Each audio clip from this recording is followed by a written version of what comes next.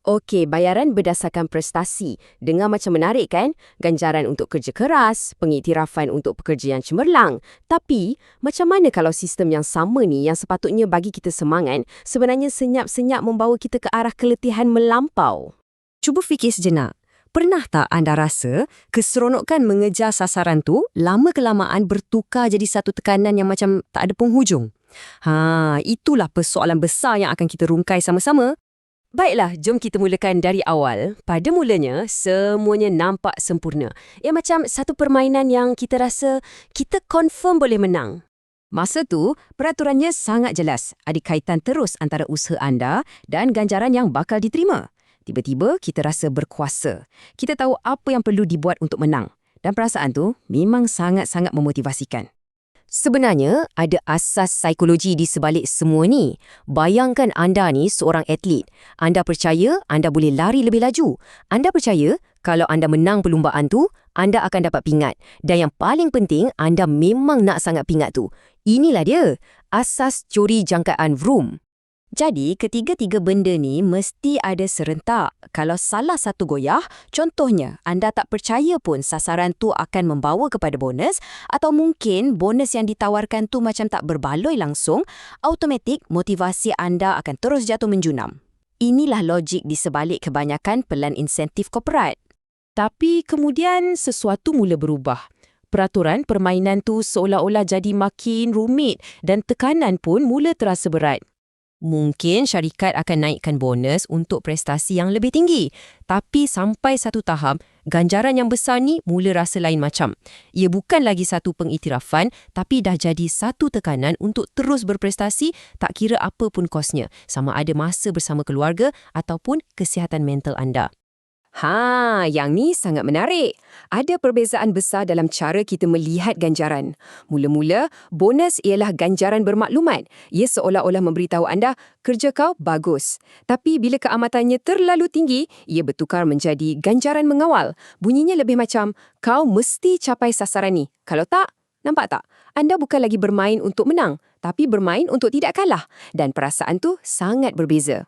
Dan ini bukan sekadar perasaan tau. Satu kajian mendapati ada peningkatan sebanyak 5.7% dalam kalangan pekerja yang menggunakan ubat anti kerisauan dan kemurungan selepas syarikat mereka beralih ke sistem bayaran prestasi.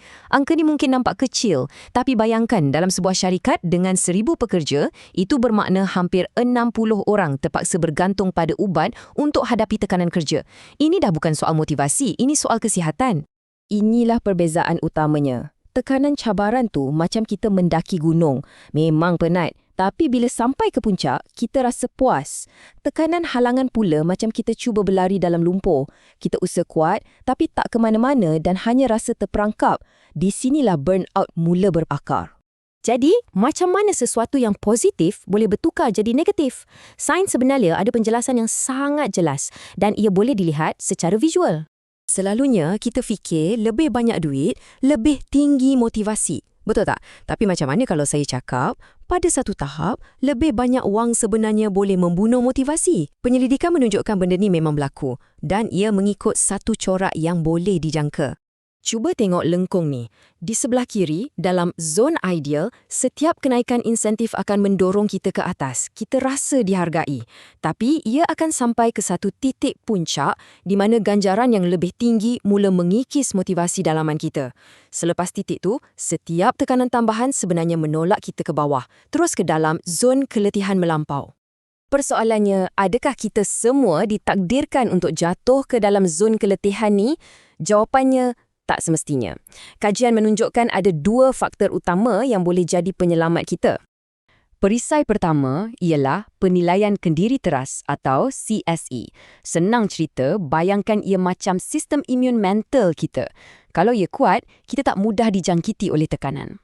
Kita lebih cenderung untuk melihat tekanan sebagai satu cabaran yang boleh diatasi, bukannya satu ancaman yang menakutkan. Perisai kedua, dan yang ini sangat penting untuk para pengurus ambil perhatian, ialah kepimpinan memperkasa. Ini bukan tentang mengawal, tapi tentang memberi kuasa. Pemimpin macam ni tak akan tanya, kerja awak dah siap ke? Sebaliknya, mereka akan tanya, apa yang awak perlukan daripada saya untuk berjaya? Jadi, apa pengajaran yang boleh kita ambil dari semua ni? Macam mana sesebuah organisasi boleh gunakan insentif tanpa menyebabkan pekerja mereka keletihan melampau? Ini adalah langkah-langkah praktikal yang boleh diambil. Daripada hanya bagi bonus yang lebih besar, pemimpin perlu bagi lebih banyak autonomi. Tekankan kenapa kerja itu penting, bantu pasukan faham hubungan antara usaha mereka dengan kejayaan syarikat. Pada akhirnya, ia tentang membina kepercayaan dan rasa hormat, bukan sekadar urus niaga berdasarkan angka.